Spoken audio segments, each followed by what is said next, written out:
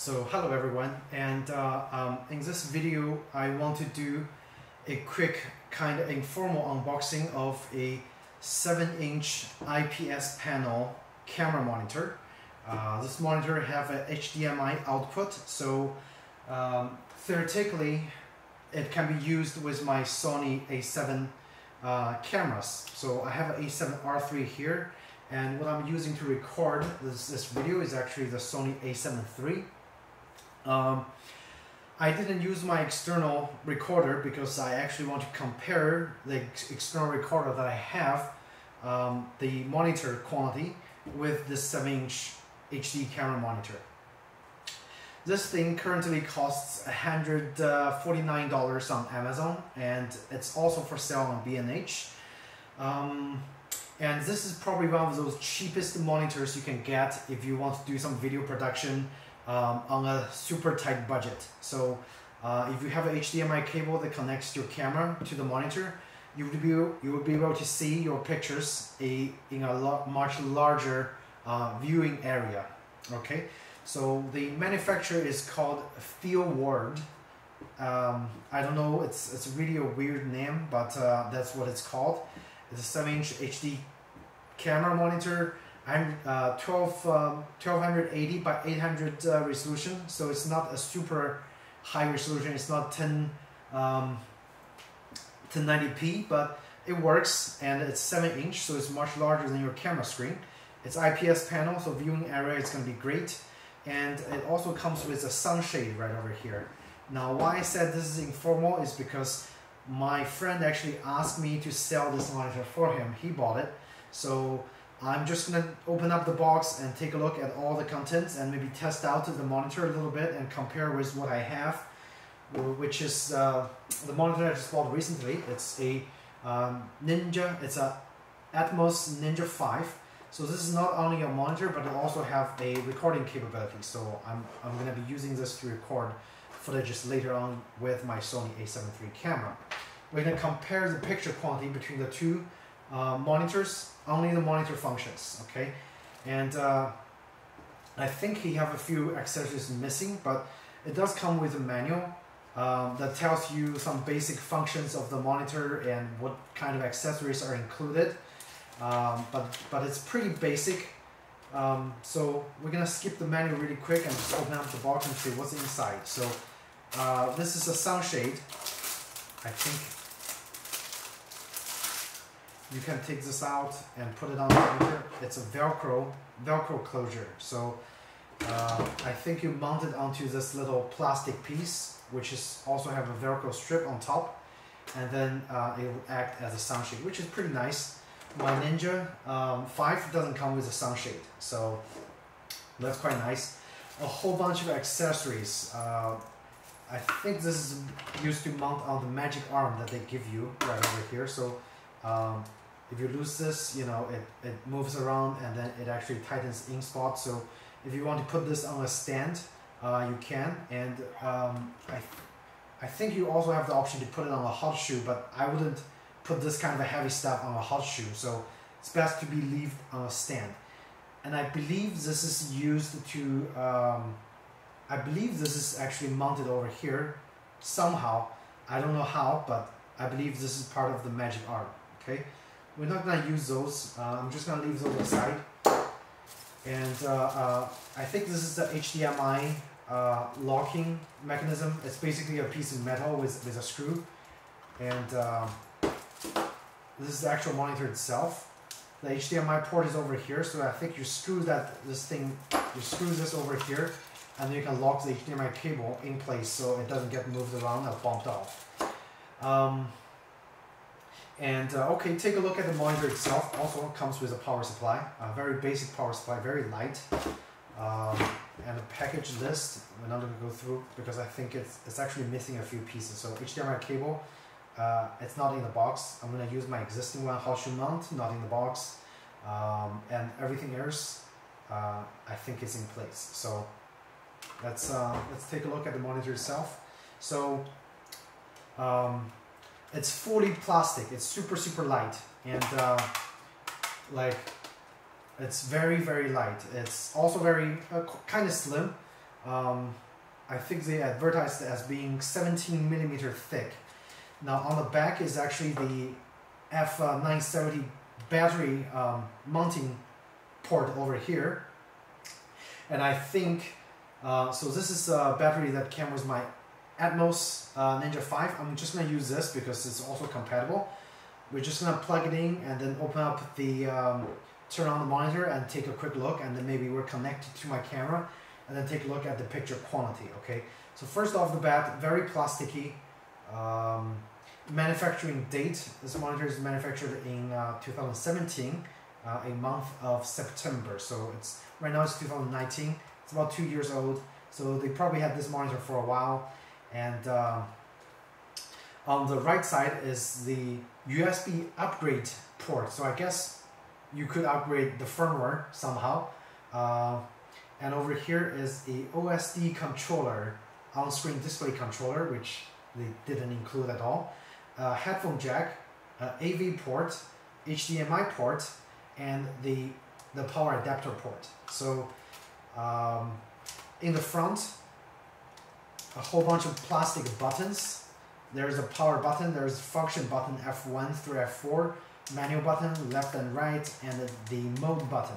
Okay, so let's go ahead and put a battery in, and then we're just going to take a look. So the red light lights up. I guess it means the battery is connected. So let's see. I'll press the power button once, and this is the startup screen, and it looks like the monitor is made in China because it displayed a Chinese website. Right now it's showing a blue screen, no signal. Let's see if I can just change the mode. So I guess you can also use a AV input if you have a analog signal coming into the monitor. But nowadays I don't think anybody's using analog signal. So the mode is only used to switch between the input channels. So left and right, they even have a volume button. Let's see if they have, oh, it's even got a speaker, which is quite nice. I guess this is to control the output volume of the speaker. And over here you have the manual. Let's see. And of course you use this left and right and maybe the up and down to control all the manual functions. Quite nice. Okay, so go through the manual really quick. So it have a picture mode. In here you can change the color temperatures, sharpness, contrast, saturation. So this pretty much works like a regular LCD monitor, like your monitor for your PC. And it's nice that it actually gives you option to change the even the color temperatures on here. Let's see. So it's got a standard daytime 6500K and a 9300K, which is quite blue. And then we also have a user adjustable color temperature right over here with RGB channels and a tint. So that's the first tab. So let's go to the second tab. I have to go up to the top. Okay, go to the second tab, and that looks like the settings tab. So if I go down, it have the language. I bet it have Chinese. Yep, and Spanish, Portuguese, France, Netherlands, Dutch, and Japanese. Quite nice. They have multiple languages for you to choose from. It also have the option to choose the aspect ratio. Let's see what option you have. You have 16. You have an auto. You have a 4:3. You have 16:9. A zoom function. There are 2 zooms. Or you have a just scan function and a panorama mode. I don't know if that's for you to stretch the pictures into the screen, or it gives a wide view. I don't know what it is. We can test in a little bit on the camera. No signal. You have the option of blue screen. You have the option of red screen, green screen. Oh, well, the screen actually looks quite yellow to me. And you have a black screen and a white screen. So let's leave it at blue. On-screen display transition. Oh, I think not. That's not transition. That's transparency. So I'm going to turn it off, and you can even adjust the position of the OSD, which is quite interesting. a lot of features that you probably don't need for displaying it on the camera. So there is also a camera mode. Right now it's off. I couldn't change the settings. I would assume you have to connect to the HDMI port to use it. Up and down zoom, left and right zoom, backlight. Right now it's at 85. Let's see. So I can adjust the backlight to make it, I guess, quite dark. I think the 85 is nice. It's a very comfortable brightness for viewing right now at this moment.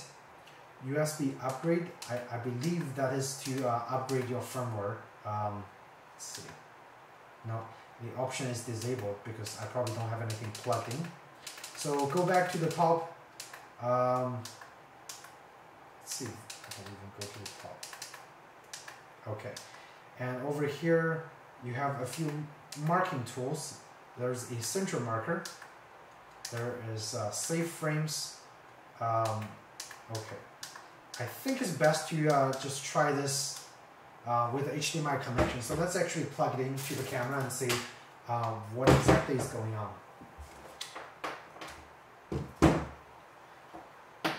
So I have my HDMI cable over here. It's a micro HDMI cable, and which is what my Sony camera uses.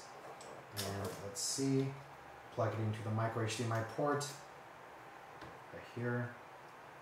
A whole bunch of tabs, kind of hard to close. Okay, so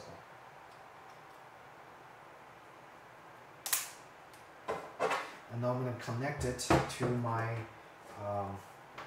to the monitor. So right now it's in a video mode, and it should be outputting 1080p at 60 hertz. Let's see. And wow, it's actually quite nice. It actually looks pretty sharp. Right here, looks pretty sharp, and I'm just pointing around for you guys to look. It's a 35mm lens mounted on my Sony A7R III, which actually I think crops the sensor quite a lot. So I think it's working at like a 50mm or something. So this is the effect. The response time is actually pretty good. There's a minimal amount of input lag, and the color reproduction, I would say, is pretty accurate from what I see from the camera screen over here, and from what the monitor sees. And if you can see, the viewing angle is decent. Like if you go way off the angle, actually have a kind of blue tint and cast onto the screen, but otherwise it's pretty good. So take a look at back to my little studio. So right over there. Yeah, I would say it's working just fine. Let's see if I can actually turn on some of the modes and just take a quick look. So we're going to press the function key and see what they do. So there's a check field. There's a few different channels or colors for you to choose. There's red, green, and blue. Let's see. And there's also a monochrome mode. So I'm gonna turn it off, and right now it's actually color, but my the box is actually black and white, so it's kind of hard to see the color. Let's put a piece of paper over here just to see that we have color. So focusing assist, quite nice. It's even got focusing assist. Let's see, and it works pretty nice. Like it detects the edges, like the contrast. It basically detects like the most contrasty area, and then it figures out that's where the edge is, so then it focuses. So I would say the focusing assist actually works pretty nice, like even in manual mode. And you know, of course it doesn't display on the screen over here, it only displays on the monitor over here, so it works pretty nice. So F3 is the F3 is a center marker. It gives you a little red cross so you know where the center is. And let me turn off the focusing assist. When you turn on the focusing assist, the whole screen actually goes to a muted color. and I think it actually turns into a black and white mode. That's what it does, because this line is actually red, so let me turn it off. So see? So if you use focus assist on this screen, it's gonna turn into black and white mode. And so F3 is the central marker, we just tried, and F4 is the safety frame. So if you press F4, it's showing 80%, 85%, 90%, 93%, 96, 2.35 to 1. It looks like a panoramic mode, and then it turns it off. So this is 1080p, and for some reason there is a line over here. I'm pretty sure that's from my camera output. It's because it's cropping the frame. The monitor should, if I plug it into my A7 III, it should be displaying the whole frame over here. And then this is the power button, so I turn it off, and then I'm going to turn it back on. See the startup time.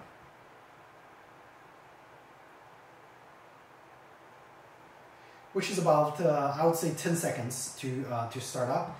And so yeah, the monitor, even though it's 1080p, it's still pretty sharp. Like there's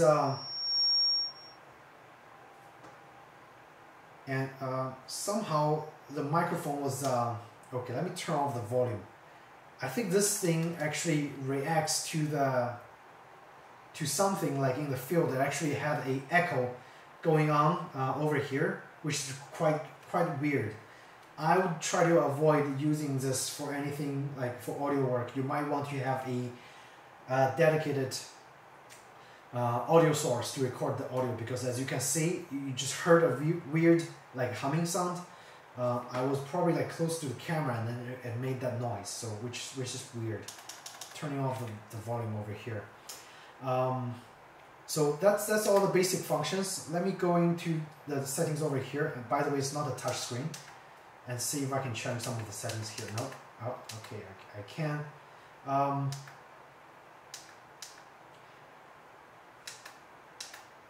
So basically, it does exactly, you know, what those functions does. It's just like it's also the option is also in the menu that you can change. The central marker and the safety frames. But then I think some other features that it was I was not able to change with the function keys. Let's take a look. Let's turn off. So there are actually image freeze. Let's see.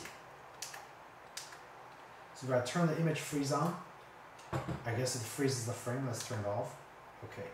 So when you turn it off, you know, it go back to normal mode, and if you turn it on, it freezes the frame for you to compose, I guess.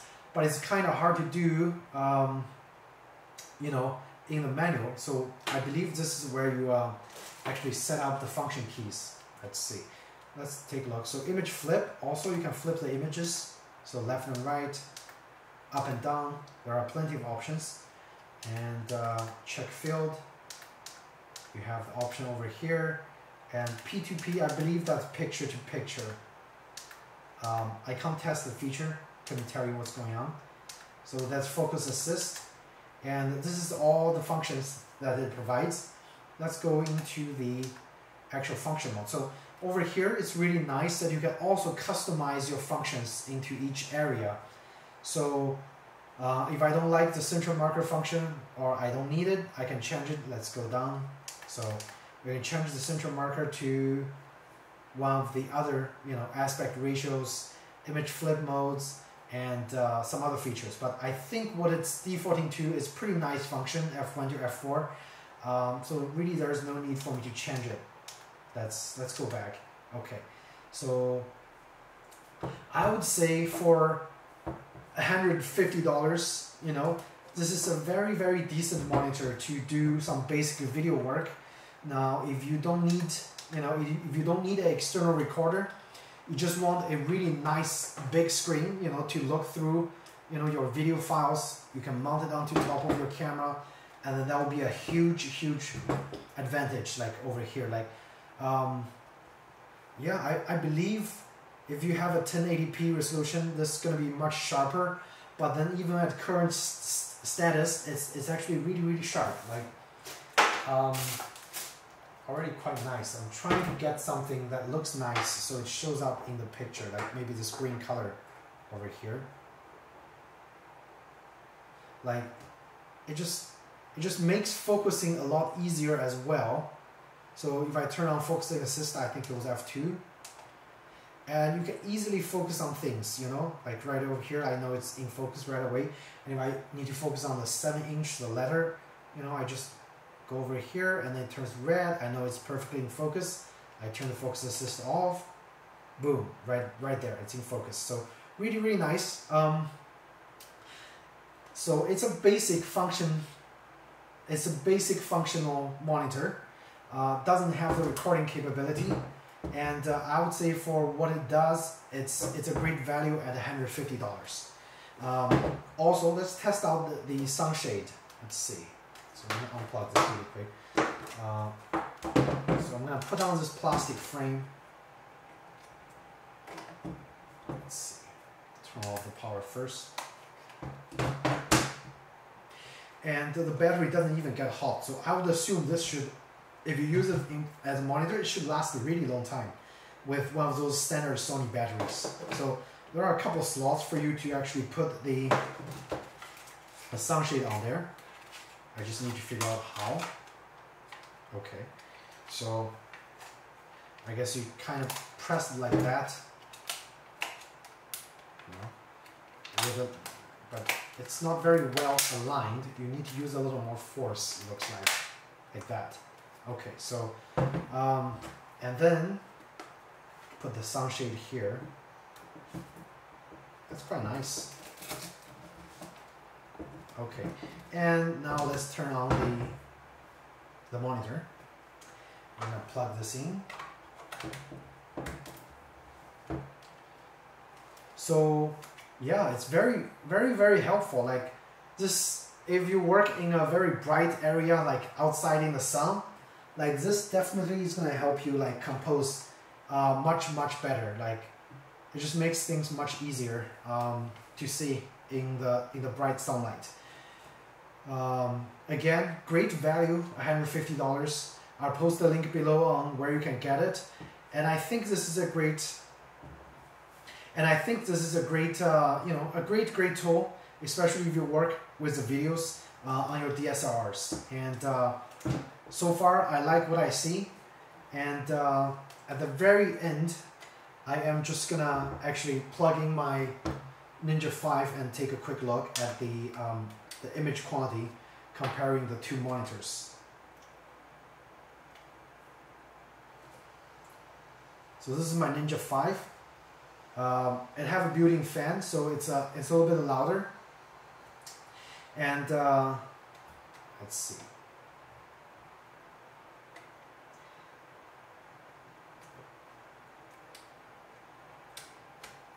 I was plugging it into HDMI out, so okay. So right over here is Ninja 5-inch display, and the resolution is actually the real 1080p resolution. So in terms of sharpness, the Ninja 5 is going to be much sharper, and also it makes things even just more a little easier to focus. And this is a touch screen, so much easier to work with. If I turn on I think that's a zebra. Turn on the focus assist. So this is the focus assist. It kind of works same as, you know, the FeelWorld monitor, and you can customize all the settings over here as well. And of course, you have some other features like the fields, how do you call this, like the spectrometers and stuff. So lots and false color right over here. It just gives you a lot more options for you to have the option to compose different things, and then you can customize each option like very in depth. So you can even customize the transparency of the waveform. And so let's make it over there. Okay, good. So of course, this one records ProRes 422 out of my Sony A7 III and A7R III. So In terms of functions, this is a lot more feature packed. And it actually, the reason I bought this is for external recording, but also the monitor is really nice. So it's like a sugar coating on top of a already very sweet ice cream. So very nice. It also have the audio display. So in terms of the size, take a look. The 7-inch makes your eye have, I guess, less eye strain as well, because the 7-inch is just a lot larger. In terms of cost, this is almost $800, plus the cost of the SSD, plus the cost of the battery, close to $900. And this monitor is only $150, and it does most of the basic stuff that you need for video production. So really great tool. So now I can feel on the back of the screen, since I turned it on for a while, that it kind of gets warm a little bit. And because this one doesn't have a fan, and actually it doesn't really need a fan because it's not doing like intensive recording work, it should work like fairly good. So I'm gonna put my Ninja away, since this is actually more of a unboxing for the FeelWorld 7-inch monitor. Okay, so unplug it, put it back. Alright, so let's put the monitor back and let's do a conclusion. So in terms of performance, the monitor does exactly what it does. It actually does it quite nicely. In terms of build quality, it's a little cheap. It feels very plasticky. The entire thing is actually very light. Like, I guess it's also an added advantage if you like lightweight stuff, so you don't have to carry a lot of weight when you're doing video shoots outdoors. In terms of function, it got basic functions. That I guess this is a false color, so I have to turn off the focus assist to use a false color. And then it's got the center marker. It doesn't have a grid, unfortunately, but it does have a safety frame over here. It's got a nice sunshade included, free of charge, and it's got some basic functions for you to calibrate the screen even, and it have a lot of other just small things that makes things just a little bit easier for video production. And if you're on a tight budget, I would say for $150, this is a no-brainer. You should just get this. Anything, I mean really anything is better than this super tiny screen on your camera. A lot of times when I'm working with clients, not even just for video work, but for photography, since I'm a photographer, so I mainly do photography work. Even for photography, nobody is gonna like this little tiny screen, because sometimes if I need to do intricate, very detailed macro work, people just want to see it on a much larger screen. Sometimes I use my monitor, which does a trick, and a lot other times I actually have to connect the camera to a larger screen like a MacBook to do a tethered shooting, because people just need to see things much larger. So this would be a really nice in between. If you don't need a absolutely gigantic monitor on the scene, this should work really well. Again, great value at $140, $149 to be exact. And if you get the battery pack, it should make the field work a lot easier, but again, it also adds a lot of weight. If you're doing many indoors, like indoor productions, you could use the included battery adapter very nicely. It's not very long, so you probably need an extension cable for it as well. And of course, if you mount your HDMI cable, let's see, where is the cable? Don't forget to put the HDMI cable lock over here, so things doesn't get pulled off when you're doing intensive, recording work. Okay.